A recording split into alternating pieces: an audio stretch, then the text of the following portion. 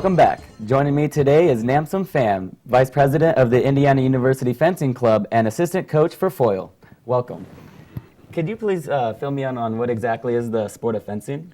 Sure. Fencing is a combat sport, not unlike wrestling or boxing, and it really evolved kind of funnily after the invention of the gun. So, before the invention of the gun, you have really big guys in armor, and the swords are basically no more than giant can openers, right?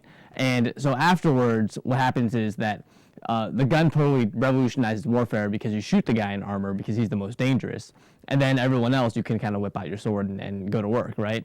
And the reason for that is because guns back then just took a really long time to reload. So you got one shot, one attempt, and then, within 30 or 40 feet, or maybe even 100 feet, you're not going to be able to reload in time to continue.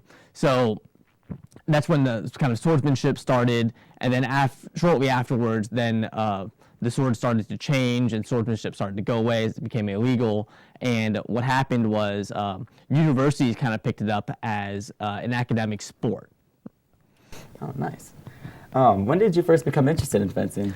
Actually, I started fencing my first year at UC Davis.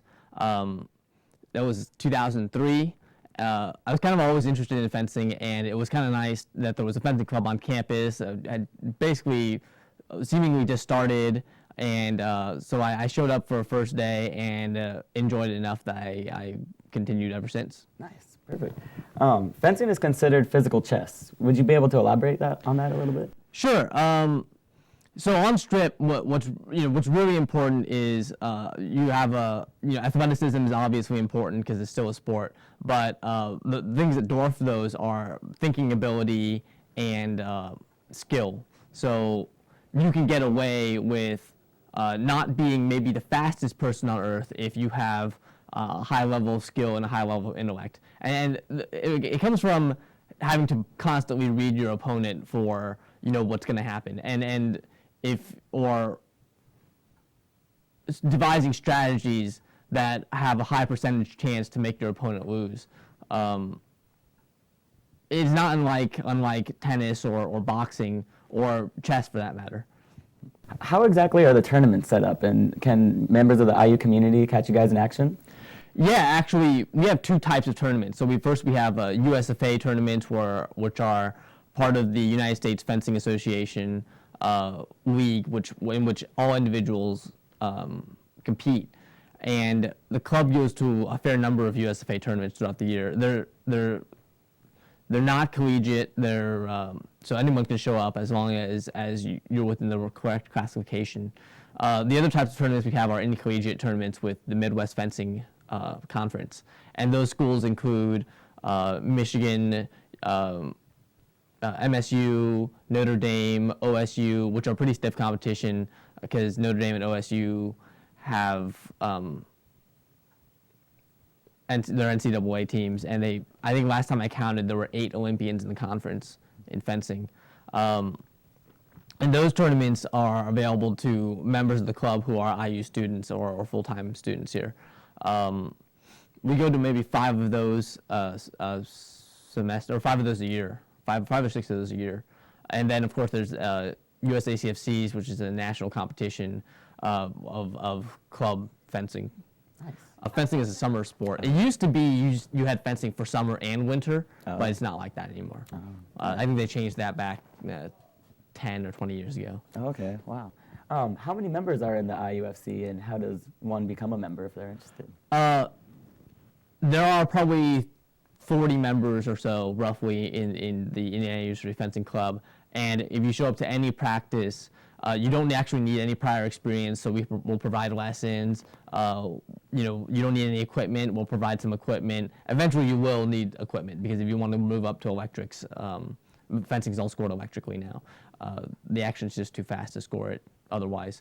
And so if you want to move up to electrics, you probably need to buy some of your own gear. You can show up anytime, Tuesday, Wednesday, Thursday, 5 to 8 in the Hyper at 293, or you can send an email to the fencing club at fencing@indiana.edu. Perfect. You mentioned earlier there's skills and strategies involved. What specific technique is needed to really succeed in fencing? So there's a set of core basic techniques, kind of like moving pieces on a chessboard. You know, a knight moves in an L shape and so on and so forth. Those will include footwork aspects like advance, retreat, double advance, double retreat, lunge, advanced lunge, balestra, and then there's another series of hand or blade work techniques. Tempo and rhythm are a real big part of the sport. And just like in chess, you can actually win by timing your opponent out. So there's a saying, you don't lose by not getting points, you lose by getting scored on. So That makes sense. Do you guys actually have like belts or types of like levels that you go up, or? no, actually, for the USFA, there's really only ratings. So like you get, the lowest rating starts at the U, which means you're unclassified, and then E, D, C, all the way up to A rating. And once you get A rating, then you can fence these kind of like national A competitions where you get onto a points list, right, with the United States points list. And then the top three fencers, usually the top 3 or 4 fencers in the points list are what they send to international competitions or the Olympics or whatever.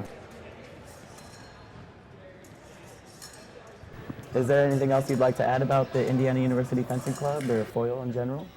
You'd be surprised that it's actually not that difficult to do, mainly because the set of movements are actually like not what you would do in a regular day. So what really happens is, what you really need is a lot of training. Training is key, and you'd kind of be surprised like that there's almost no such thing in fencing as natural skill. Oh, like okay, you can't just like pick it up and. Yeah.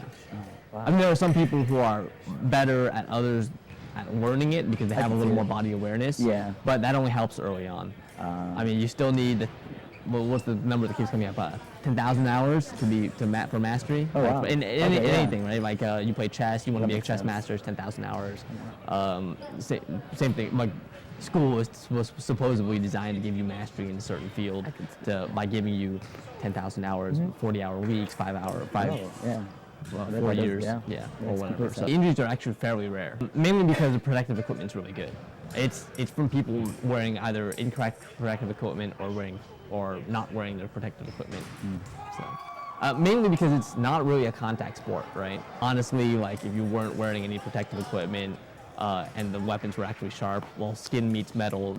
Although we're a competitive club and it's actually a sport, so if you show up, you should expect that there's going to be a fair amount of physical conditioning involved.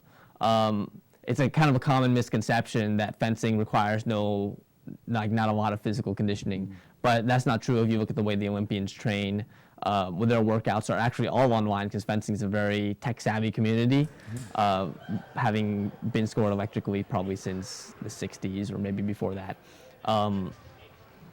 If you look online, I mean, there's a lot of cross-training involved with, weight work, running, and if you come to the club, you should expect a workout. Nice, most definitely. Well, thank you very much for coming in today. Thank you.